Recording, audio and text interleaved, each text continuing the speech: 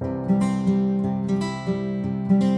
everybody, I am Martha Garcia Wagoner, Director of Marketing, and I'm here with Maria Hagan, Director of Music and Liturgy, and we're going to share a little bit of an update with Music and Liturgy and just have a chat. So Maria, you've been here almost 10 months. Yes. And in that time, we've seen a lot of new things like the Praise Kids and Praise Teens choir, the adult choir, and the music spotlights. Tell us about all of the new things that you've been doing and all of the new music that we've been hearing. Yeah, sure. So I'm really passionate about getting as many people involved in music ministry as possible. So that was one of my first priorities, was starting these ensembles where especially children and youth have a place in the music ministry to minister and to lead worship. So that was a really high priority for me. And then when it comes to new music choices, here, I think with working with worship aids, we have a lot of opportunities for different styles and different music. Normally we'd work with one hymnal, and I think that was what we did here before. We used the Breaking Bread missal or hymnal, and so we were bound by just the songs in that.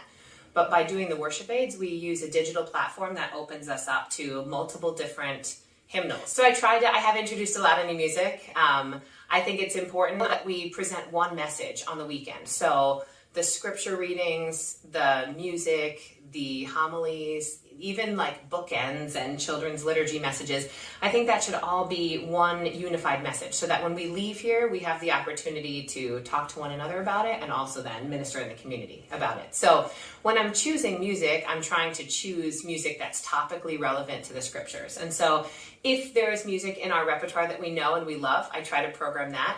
If there's a weekend where maybe the essence of the gospel that Father's going to preach about is not in one of the songs that we know, that's when I try to introduce a new song that again then reflects that same message.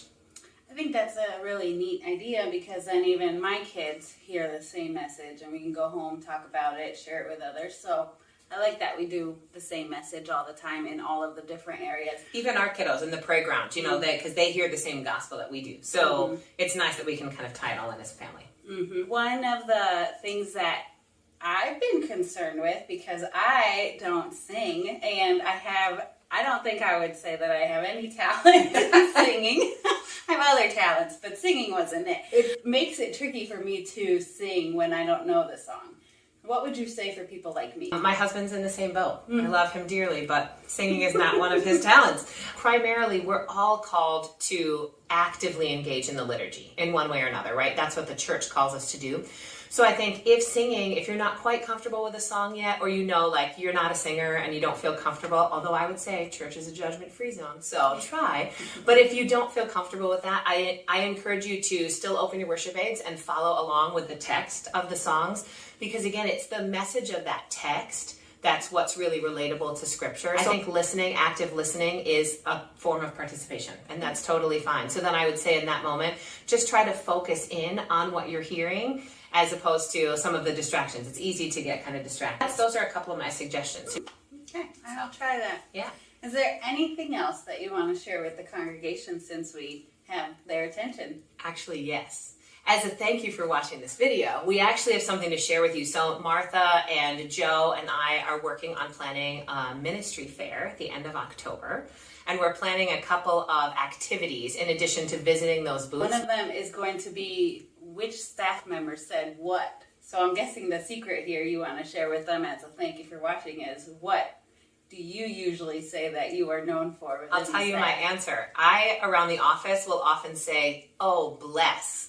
Whether something is good or bad, that's just one of my exclamations around the office. So now you know, when you see that, when you come to the ministry fair, it was me. Okay. But don't tell anyone else who doesn't watch this video. This is the benefit of watching this video. Thank you for sharing your time with us, and we hope you have a great day. Thanks, everybody.